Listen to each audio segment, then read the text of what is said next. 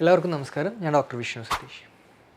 ഭക്ഷണം കഴിച്ചു കഴിഞ്ഞാൽ ഉടനെ തന്നെ ടോയ്ലറ്റിൽ പോകാനുള്ളൊരു ടെൻഡൻസി ഉണ്ടാവുക, ടോയ്ലറ്റിൽ മലം പോയി കഴിഞ്ഞതിന് ശേഷം മാത്രം ഗ്യാസ് വേദനയൊക്കെ കുറയുന്നൊരവസ്ഥ ഉണ്ടാവുക, അതുപോലെ തന്നെ ചില സമയങ്ങളിൽ ക്രോണിക് ആയിട്ടുള്ള മലബന്ധം ഉണ്ടാവുക, വേറെ ചില സമയങ്ങളിലാണെങ്കിൽ കണ്ടിന്യൂസ് ആയിട്ട് ലൂസ് മോഷൻ ഡയേറിയ പോലെ ഉണ്ടാവുന്നത്.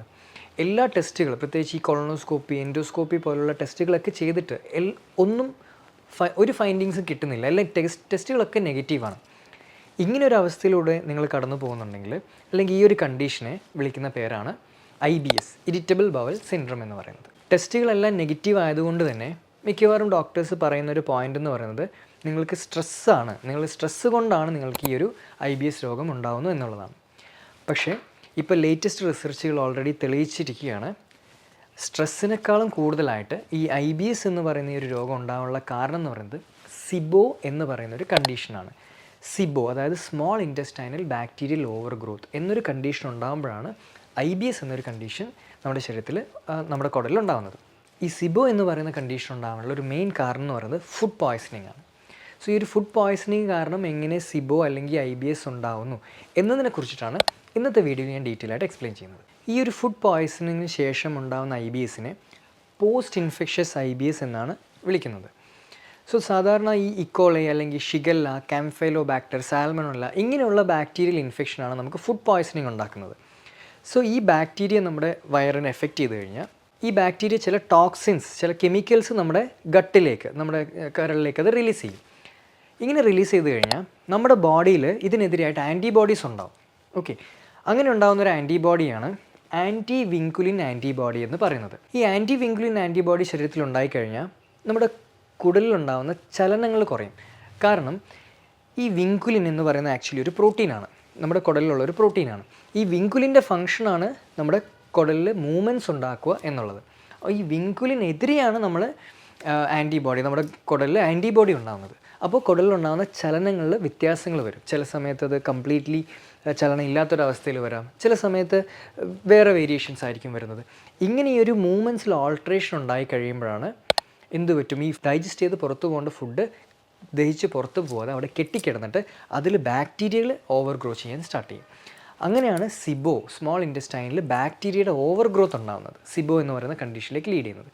ഈ സിബോ ഇങ്ങനെ ട്രീറ്റ് ചെയ്യാതെ കണ്ടിന്യൂസ് ആയിട്ട് നമ്മുടെ കുടലിൽ ഇങ്ങനെ നിന്നുകൊണ്ടിരിക്കുന്ന ടൈമിലാണ് ഇത് IBS എന്ന കണ്ടീഷനിലേക്ക് ഇതിനെ ട്രിഗർ ചെയ്യുന്നത്. അപ്പോഴാണ് നമുക്ക് ഈ സിവിയർ ആയിട്ടുള്ള ഗ്യാസ് വരുന്നത്, ഭക്ഷണം കഴിച്ചതിന് ശേഷം ഗ്യാസ് ഉണ്ടാകുന്നു, ബ്ലോട്ടിംഗ് ഉണ്ടാകുന്നു, ചിലവർക്ക് അബ്ഡോമിനൽ പെയിൻ ഉണ്ടാകും, കുറച്ച് കാലം കോൺസ്റ്റിപ്പേഷൻ ആയിരിക്കാം, കുറച്ച് കാലം ഡയറിയ എന്നൊരവസ്ഥയിലായിരിക്കും ഉണ്ടാകുന്നത്. സോ ഈ ഒരു ഇൻഫെക്ഷന് ശേഷം ഡെവലപ്പ് ചെയ്യുന്ന IBSനെയാണ് നമ്മൾ പോസ്റ്റ് ഇൻഫെഷ്യസ് IBS എന്ന് പറയുന്നത്.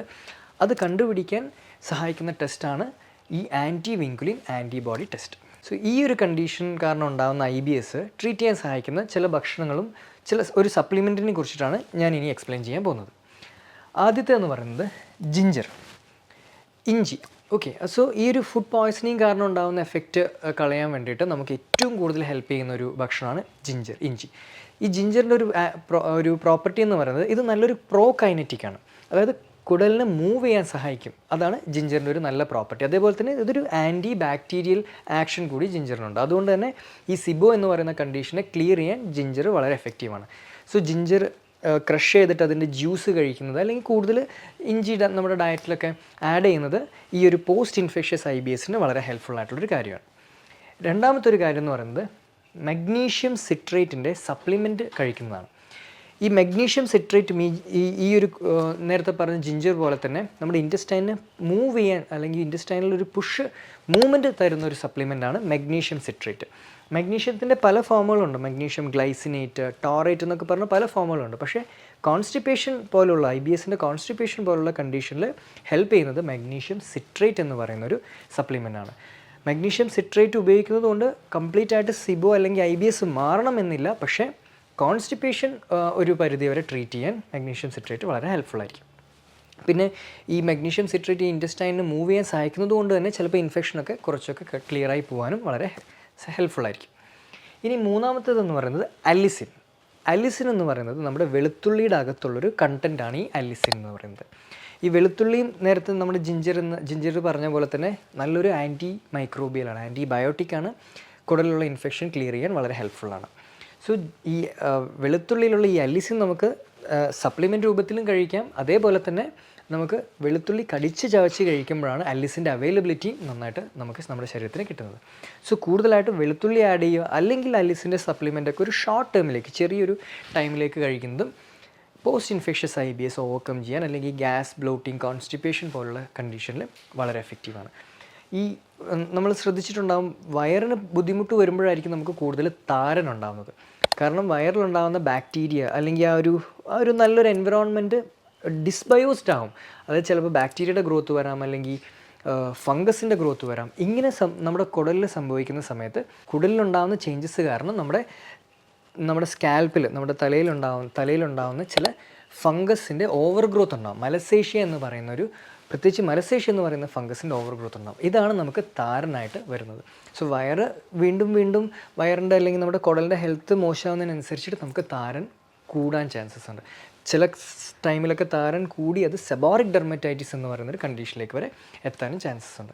സോ ഗട്ട് ഹെൽത്തി ആക്കി വെക്കുക എന്നുള്ളതാണ് ഈവൻ താരനാണെങ്കിലും താരൻ പോലുള്ള കണ്ടീഷൻസ് ട്രീറ്റ് ചെയ്യാൻ വേണ്ടി ആദ്യം നമ്മൾ ചെയ്യേണ്ട ഒരു കാര്യം. സോ ഈ ഭക്ഷണങ്ങൾ, പ്രത്യേകിച്ച് ഇഞ്ചി, വെളുത്തുള്ളിയൊക്കെ ഡയറ്റിൽ കൂടുതൽ ഇൻക്ലൂഡ് ചെയ്യുന്നതും ഇതിൻ്റെ സപ്ലിമെൻറ്റ് ഫോം വളരെ ഷോർട്ട് ടേമിലോട്ട് കഴിക്കുന്നതും പോസ്റ്റ് ഇൻഫെഷ്യസ് IBS കേസസിൽ വളരെ ഹെൽപ്ഫുള്ളാണ്. അതേപോലെ തന്നെ നിങ്ങൾ ഡയറ്റ് കൺട്രോൾ ചെയ്യേണ്ടതും ഇമ്പോർട്ടൻ്റ് ആണ്. കാരണം അവിടെ ബാക്ടീരിയയുടെ ഗ്രോത്ത് അമിതമായി ഉള്ളതുകൊണ്ട് തന്നെ അരി അല്ലെങ്കിൽ ഗോതമ്പ്, റാഗി തുടങ്ങിയിട്ടുള്ള ആഹാരങ്ങൾ കുറയ്ക്കുക. പഞ്ചസാരയുടെ ഉപയോഗം പൂർണ്ണമായിട്ടും നിർത്തുക. ഈവൻ ഫ്രൂട്ട്സ് പോലും, കാരണം ഫ്രൂട്ട്സിലുള്ള ഷുഗർ പോലും ചിലപ്പോൾ ആ ഒരു ബാക്ടീരിയയുടെ ഗ്രോത്തിലേക്ക് ലീഡ് ചെയ്യാൻ ചാൻസ് ഉണ്ട്. അതുകൊണ്ട് ഫ്രൂട്ട്സ് പോലും ഒരു ചെറിയൊരു ഷോർട്ട് പീരീഡിലേക്ക് അതിൻ്റെ ഫ്രൂട്ട്സിൻ്റെ ഉപയോഗം കുറയ്ക്കുന്നതും IBS പോലുള്ള കണ്ടീഷൻസ് ഓവർകം ചെയ്യാൻ വളരെ വളരെ ഹെൽപ്ഫുള്ളാണ്. സോ മിക്കവാറും IBS കേസസ് ഉണ്ടാകുന്നതിൻ്റെ ഒരു റീസൺ എന്ന് പറയുന്നത് ഫുഡ് പോയ്സണിങ്ങിന് ശേഷം ഗട്ടിൽ ഉണ്ടാക്കുന്ന ഈ ചില എഫക്ട്സ് ആയിരിക്കും. So post infectious IBS treat ചെയ്യാൻ സഹായിക്കുന്ന ചില നാച്ചുറൽ മെഡിസിൻസും സപ്ലിമെൻസുമാണ് ഞാനിവിടെ ഡിസ്കസ് ചെയ്തത്. സോ ഒരു പോസ്റ്റ് ഇൻഫെക്ഷന് ശേഷം IBS നിങ്ങൾ സഫർ ചെയ്യുന്ന ഒരാളാണെങ്കിൽ തീർച്ചയായിട്ടും ഈ പറഞ്ഞിട്ടുള്ള ഡയറ്ററി കൺട്രോളും സപ്ലിമെൻസും നാച്ചുറൽ ഫുഡ്സും ഒന്ന് ട്രൈ ചെയ്ത് നോക്കാം. തീർച്ചയായിട്ടും വളരെയധികം നിങ്ങളുടെ ഗട്ടിൽ ഇമ്പ്രൂവ്മെൻറ്റ് ഉണ്ടാവും. IBS എന്ന് പറയുന്ന കണ്ടീഷൻ നിങ്ങൾക്ക് പതുക്കെ കുറച്ച് കൊണ്ടുവരാൻ സാധിക്കും. മറ്റൊരു സയൻറ്റിഫിക് വീഡിയോയുമായി കാണുന്നവരെ എല്ലാവർക്കും നന്ദി.